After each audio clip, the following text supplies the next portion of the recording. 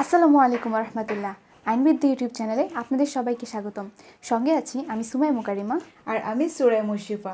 আজকে আমরা আলোচনা করতে চাচ্ছি দ্য প্যানাল কোড 1860 এর third chapter, that means section 53 to 75।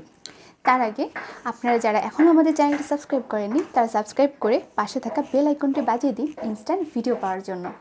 তো চলুন শুরু করা যাক।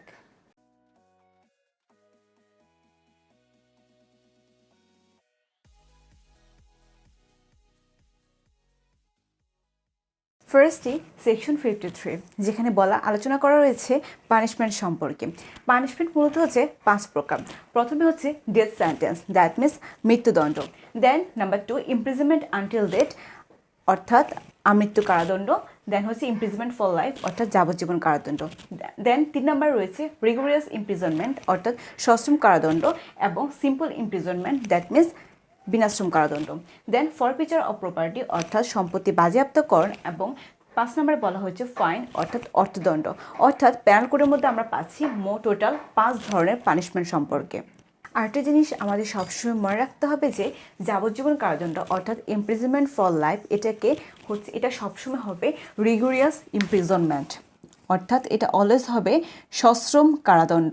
এবং এই যাবজ্জীবন কারাদণ্ডের কিন্তু একটা নির্ধারিত মেয়াদ কিন্তু ফিক্সড হয়ে গেছে, তা হচ্ছে 30 বছর। এবং এইটা হয়েছে মূলত আতাউর ভার্সেস স্টেট 2021 এই কেসটির মাধ্যমে। আমরা একটু লিখে দিচ্ছি, আতাউর ভার্সেস স্টেট 2021 এই কেসটির মাধ্যমে মূলত এই রায়টি হয়েছে যে এখন থেকে যাবজ্জীবন কারাদণ্ডের মেয়াদ সবসময় হবে 30 বছর। এরপরে সেকশন 53 এর এম, এখানের মধ্যে বলা আছে কারাবাসের ব্যাখ্যা সম্পর্কে। প্রথমে বলে রাখি, নির্বাসন বলতে কোনো কিছু নেই। আমরা জানি যে আগের যুগে আন্দামান দ্বীপ বা বিভিন্ন দ্বীপে নির্বাসন দেওয়া হতো, কিন্তু বর্তমানে নির্বাসন বলতে কোনো কথা নেই। কিন্তু যদি বলা হয়ে থাকে কাউকে সারা জীবনের জন্য নির্বাসন, তাহলে সেক্ষেত্রে ধরে নেওয়া হবে ইমপ্রিজনমেন্ট ফর লাইফ, অর্থাৎ যাবজ্জীবন কারাদণ্ড, অর্থাৎ এটা 30 বছর পর্যন্তই ধরা হবে। কিন্তু যদি বলা হয়ে থাকে যে 10 থেকে 20 বছরের জন্য নির্বাসন, তাহলে এই আইনটি বাতিল বলে ধরা হবে, কারণ 10 থেকে 20 বছরের জন্য নির্বাসন বলে কোনো কথা হয়নি। এরপরে সেকশন 54, সেকশন 54-এ আলোচনা করা রয়েছে মৃত্যুদণ্ড হ্রাসকরণের ক্ষমতা সম্পর্কে। আর এই সেকশন অনুযায়ী এই ক্ষমতা দেওয়া হয়েছে সরকারকে। এখানে বলা রয়েছে যে সরকার চাইলে কোনো একটা মৃত্যুদণ্ড সাজাপ্রাপ্ত আসামির তার এই মৃত্যুদণ্ডের যে সাজাটাকে এটাকে তিনি কমিয়ে পেনাল কোডের অন্য কোনো সাজাতে তিনি রূপান্তরিত করে দিতে পারেন। অর্থাৎ সেকশন 53-তে আমরা কিছুক্ষণ আগে যে পড়েছিলাম 5 প্রকারের পানিশমেন্ট সম্পর্কে, এই 5 প্রকারের পানিশমেন্টের মধ্যে যে কোনো একটা সাজাতে তিনি এটা রূপান্তরিত করে দিতে পারেন। অর্থাৎ আমরা যে পড়েছিলাম imprisonment for death, imprisonment for life, imprisonment until death, এই ধরনের যে কোনো একটা সাজাতে তিনি এটাকে রূপান্তরিত করে দিতে পারেন। এরপর সেকশন 55, সেকশন 55-এ বলা আছে যে সরকার চাইলে কোনো আসামি যে কিনা যাবজ্জীবন কারাদণ্ডে দণ্ডিত হয়েছে তার শাস্তি 10 বছর পর্যন্ত কমিয়ে দিতে পারেন, কিন্তু এই 10 বছরের নিচে তিনি কোনোভাবে কমাতে পারেন না। আমরা কি জানি, যাবজ্জীবন কারাদণ্ডে দণ্ডিত হওয়া একজন আসামিকে কমপক্ষে 30 বছর পর্যন্ত কারাদণ্ড ভোগ করতে হবে। এক্ষেত্রে সরকার যদি চায় তাহলে তাকে 10 বছর পর্যন্ত তার এই শাস্তিটি মওকুফ করতে পারেন। তার মানে হলো একজন যাবজ্জীবন কারাদণ্ডে দণ্ডিত হওয়া একজন আসামি 10 বছর কমিয়ে দেওয়ার পর কমপক্ষে 20 বছর পর্যন্ত তাকে এই কারাদণ্ড ভোগ করতে হবে, কারণ এর নিচে এই শাস্তিটি কমানোর কোনো বিধান নেই। এরপরে সেকশন 55 সাবসেকশন এ, এখানের মধ্যে রাষ্ট্রপতির অধিকার সংরক্ষণের বিষয়ে আলোচনা করা রয়েছে। আমরা এতক্ষণ যে দুটি সেকশন পড়লাম তা হলো সেকশন 54 এবং সেকশন 55। এই দুটো সেকশনে সরকারের যে ক্ষমতার কথা বলা রয়েছে, যেমন সেকশন 54 আমরা পড়েছিলাম কি, যেটা মৃত্যুদণ্ডকে ট্রান্সফার করতে পারে অন্য যে কোনো শাস্তিতে পেনাল কোডে বর্ণিত। আর সেকশন 55-এ আমরা কি পড়লাম, তিনি যাবজ্জীবন কারাদণ্ডটাকে তিনি কমিয়ে 20 বছরে তিনি আনতে পারেন, অর্থাৎ তিনি সর্বোচ্চ 10 বছর কমাতে পারেন। এই যে তার দুটো ক্ষমতার কথা যে আমরা পড়লাম, এই দুটো ক্ষমতার কোনো ক্ষমতায় রাষ্ট্রপতির কোনো অধিকারকে, অর্থাৎ রাষ্ট্রপতির কোনো ক্ষমতাকে প্রভাবিত করবে না, অর্থাৎ ছোট করবে না। যেমন রাষ্ট্রপতি যে দণ্ড ক্ষমা করা, অর্থাৎ দণ্ড বিলম্ব করা, অর্থাৎ দণ্ড মওকুফ করা, মানে যেসব ওনার যেসব অধিকারগুলো রয়েছে, ওনার যেসব ক্ষমতাগুলো রয়েছে, এই ক্ষমতার কোনো ক্ষমতাই হচ্ছে এই দুটো সেকশন দ্বারা প্রভাবিত হবে না। অর্থাৎ তার যে ক্ষমতাগুলো এগুলো অবশ্যই মানে কি বলবো, এগুলো অবশ্যই থাকবে। এরপরে সেকশন 57। সেকশন 57-এ আলোচনা করা হয়েছে যে বর্ণনার খাতিরে এটা ধরে নিতেই হবে যে যাবজ্জীবন কারাদণ্ড মানেই হলো 30 বছর। আর এটা কোথা থেকে এসেছিল? এটা এসেছিল আতাউর রহমান ভার্সেস স্টেট, এই কেসটি যেটা হয়েছিল 2021-এ। এরপরে সেকশন 60। সেকশন 60-তে আলোচনা করা রয়েছে আদালত চাইলে কোনো একজন আসামিকে তার দণ্ডের যে মেয়াদ, এই দণ্ডের মেয়াদের কোনো একটি নির্দিষ্ট অংশ সশ্রম কারাদণ্ড এবং অন্য একটি নির্দিষ্ট অংশ বিনাশ্রম কারাদণ্ডে তাকে দণ্ডিত করতে পারে, অথবা তার পুরোটা সাজার মেয়াদেই তাকে হচ্ছে সশ্রম কারাদণ্ড অথবা তাকে বিনাশ্রম কারাদণ্ডে তাকে দণ্ডিত করতে পারে। অর্থাৎ এই যে তাকে যে পাওয়ারটা, এটা হচ্ছে সম্পূর্ণ আদালতের ডিসক্রিশনারি পাওয়ার। আদালতের ইচ্ছা অনুযায়ী আদালত যাকে খুশি তাকে সশ্রম অথবা বিনাশ্রম কারাদণ্ডে তাকে দণ্ডিত করবেন। এরপর সেকশন 63। সেকশন 63-তে আলোচনা করা রয়েছে অর্থদণ্ডের পরিমাণ সম্পর্কে। এই সেকশনটির আলোচ্য বিষয় হচ্ছে পেনাল কোডের কোনো ধারায় কোনো আসামিকে অর্থদণ্ডের ব্যাপারে, অর্থাৎ যদি কোনো ফিক্সড টাকার অঙ্ক যদি লেখা না থাকে, তাহলে সেক্ষেত্রে আদালত চাইলে আনলিমিটেড ফাইন করতে পারে কারো অ্যাগেনিস্টে, কিন্তু এই ক্ষেত্রে অবশ্যই শেল নট বি এক্সেসিভ, অর্থাৎ অতিরিক্ত কোনো কিছুই হবে না। যেমনটা হলো সেই ক্ষেত্রে আদালত অবশ্যই অপরাধের প্রকৃতি, তারপর অপরাধীর আর্থিক অবস্থাও এখানের মধ্যে বিবেচ্য বিষয় হিসেবে থাকবে। তার মানে এই সমস্ত কিছু বিবেচনা করেই আদালত একজন আসামিকে অর্থদণ্ডে দণ্ডিত করবেন। এরপরে সেকশন 64। সেকশন 64-এ আলোচনা করা রয়েছে আদালত কর্তৃক যদি কাউকে কোনো অর্থদণ্ড দেয়া হয় এবং সেক্ষেত্রে সে আসামি যদি সে অর্থদণ্ডটি পরিশোধ করতে ব্যর্থ হয়, তখন সেক্ষেত্রে আদালত তাকে ওই অর্থদণ্ডের পরিবর্তে ইমপ্রিজনমেন্ট দিতে পারে। তারপর আমরা আলোচনা করব সেকশন 65। একটু আগে সেকশন 64-এ আমরা জেনেছিলাম যে যদি কোনো আসামিকে কারাদণ্ড এবং জরিমানা দুটো যদি একসাথে করা হয়, তাহলে সেক্ষেত্রে আসামি যদি জরিমানা পরিশোধ করতে ব্যর্থ হয়, তাহলে সেক্ষেত্রে জরিমানা অনাদায়ে তাকে কারাদণ্ড দেওয়া যাবে। এখন তার এই কারাদণ্ডটি ঠিক কতটুকু সময় পর্যন্ত হবে সেটা আলোচনা করা রয়েছে সেকশন 65-এ।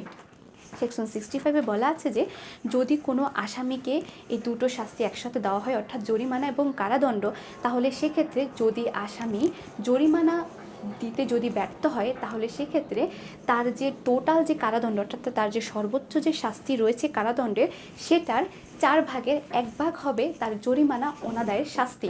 ধরুন আপনি চুরি করলেন, আর আমরা এটা ধরে নিই যে চুরি করার শাস্তি হলো সর্বোচ্চ 3 বছর। এখন আপনাকে যদি সে সাথে অর্থদণ্ড দেওয়া হলো, তাহলে আপনি সে অর্থদণ্ড আপনি সে অর্থটা আপনি পরিশোধ করতে পারলেন না, তাহলে সেক্ষেত্রে আপনাকে যে সর্বোচ্চ যে সাজা, চুরির যে সর্বোচ্চ সাজা 3 বছর, এই 3 বছরকে আপনি 4 ভাগ করতে হবে।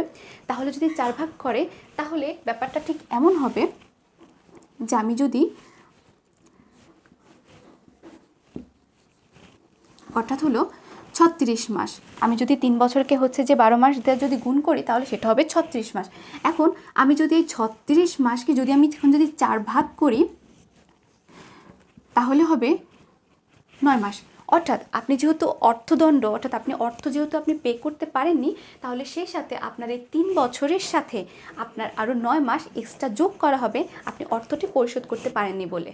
এরপরে সেকশন 67। সেকশন 67-এ আলোচনা করা রয়েছে আদালত যদি কোনো একজন অপরাধীকে শুধুমাত্র অর্থদণ্ডে দণ্ডিত করে, আমি কি বললাম, শুধুমাত্র যদি অর্থদণ্ডে দণ্ডিত করে এবং সে যদি ওই অর্থদণ্ড ওটা যদি পরিশোধ করতে যদি ব্যর্থ হয়, তখন সেক্ষেত্রে তার ওই অর্থদণ্ডের পরিবর্তিত তাকে তো ইমপ্রিজনমেন্ট তাকে ভোগ করতে হবে।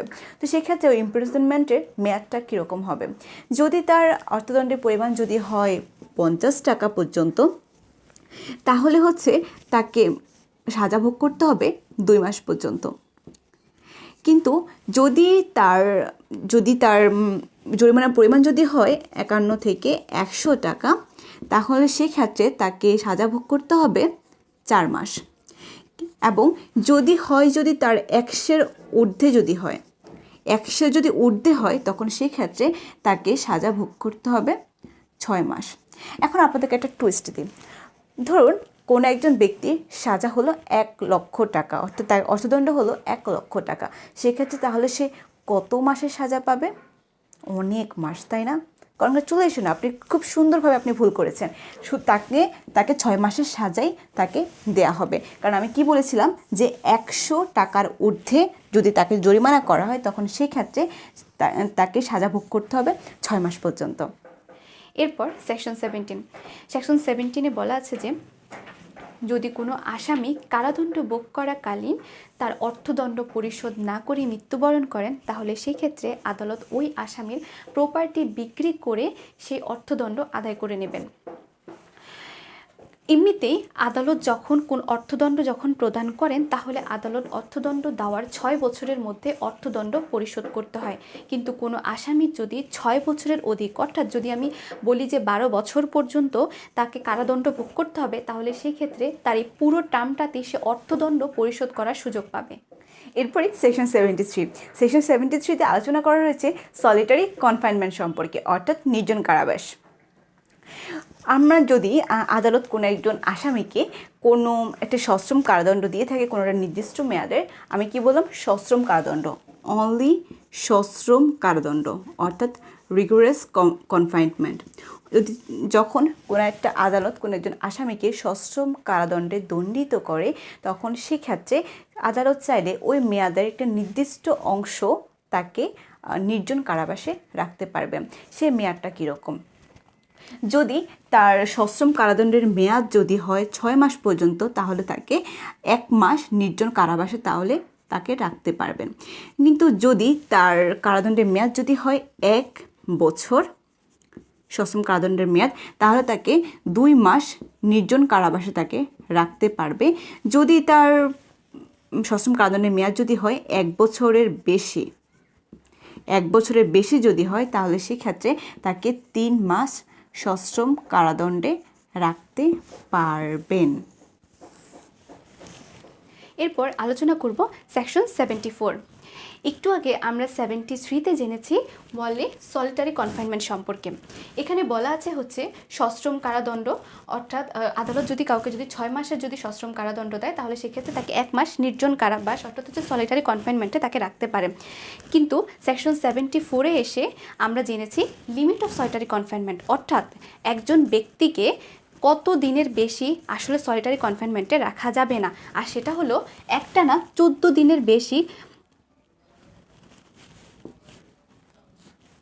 14 দিনের বেশি কোনো আসামিকে সলিটারি কনফাইনমেন্টে রাখা যাবে না। তাহলে সেক্ষেত্রে এই যে 6 মাসের সশ্রম কারাদণ্ডের ক্ষেত্রে 1 মাস যে সলিটারি কনফাইনমেন্টে রাখা যাবে, এটাকে যেটা করতে হবে তা হলো 14 দিন একটানা তাকে রেখে পরবর্তীতে তাকে আবার তার মূল কারাদণ্ডে ফিরিয়ে এনে তার কিছুদিন পরে তাকে আবার 14 দিনের জন্য তার সলিটারি কনফাইনমেন্টে রাখা যাবে। এবং এমন করেই 1 মাস, 6 মাসের জন্য 1 মাস, 1 বছরের জন্য 2 মাস এবং 1 বছরের ঊর্ধ্বে কারাদণ্ডের জন্য 3 মাস করে সলিটারি কনফাইনমেন্টে রাখা যাবে।